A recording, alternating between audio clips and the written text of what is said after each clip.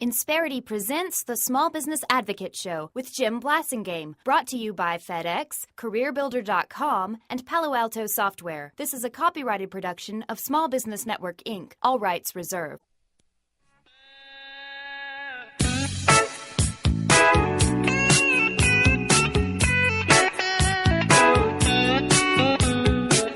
Welcome back, 7 till the hour. Thank you very much for joining me. Thanks for hanging out with me. I'm Jim Blasingame, and we're having a great visit with our good friend Philippa Gamse. She's the author of 42 Rules for a Web Presence That Wins Wherever Books Are Sold. We're talking about analytics, Google Analytics, primarily for small business owners. Google is a mixed bag for me. I know that they do a lot of great things. There's so many things that they've empowered small business owners with, but they also do some things that I'm not so happy about. I'm not going to go into all that, folks. I'm just saying take advantage of what they do right, but don't trust them for everything. I don't trust them. There's a lot of things that they do that really irritate me, Philippa, and I'm sure you probably have seen those too. But wrap up the Google Analytics story for us. Yeah, so, the thing that I wanted to specifically point out this morning was to encourage people, if you are using it, to look a little more deeply and look at some of those segments. You can see new versus returning visitors, which we've just talked about, and you can also look at each of your different marketing efforts when you look in those referring sources. So you can set up segments which say, show me only the traffic that I get from Facebook, or only the traffic that I get from my email campaigns. And then see where do people land on your site, where do they leave, how many of them go through and do the kinds of things you want them to do. Because I want people to really be spending their money wisely. And you can start to see which of your marketing activities get you the best types of visitor for your outcomes, right? Which of your pages produce the best results? So are there a lot of people who see one page and they leave, which we call a bounce? And if you're seeing one page that has a lot of people who see, take one look at it and walk away, then you want to start saying, well, but what is it about that page? And then look at where do people come from to get to that page, which will tell you something about their mindset. But don't, the message I wanted to give out this morning is look deeper into all your traffic and don't just think about all the traffic as the same, because it's not. So look for those custom segments that Google already has set up. You'll see in the segment section at the top of the screen, and play with them. All you have to do is check a box.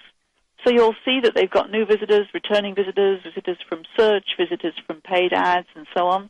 So you can just check that box, and immediately you can see just that traffic. You don't have to do anything difficult to make that happen, right? It's all preset for you now. What about...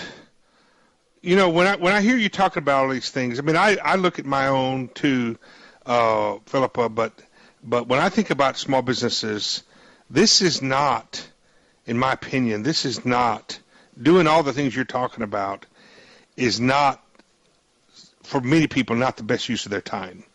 And what do you think? Do you recommend that they hire someone to help them with this outside, or assign this to an employee inside to bring them a report to net it out for them, so that they can make some macro decisions? What do you think?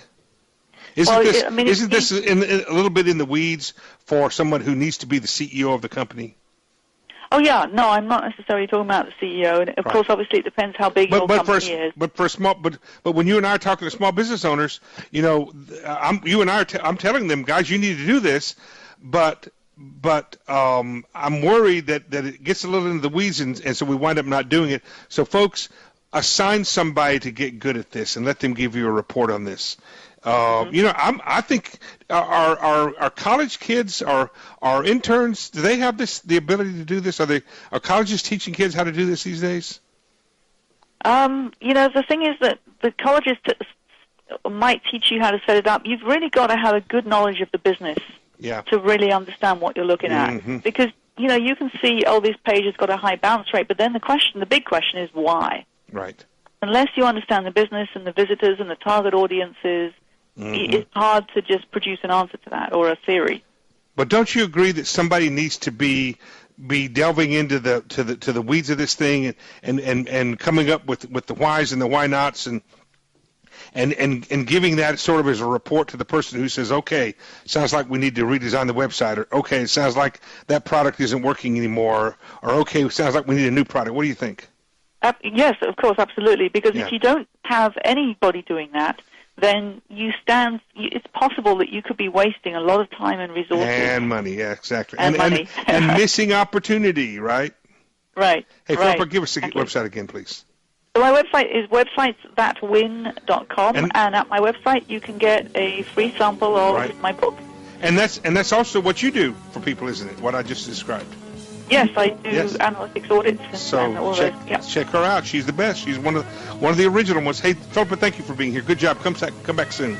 Great to see you. Hey, well, great to talk to you. Philippa Gamse, she'll be back another day. I'll be back, but not today. I'm Jim Blasingame. I'll see you later.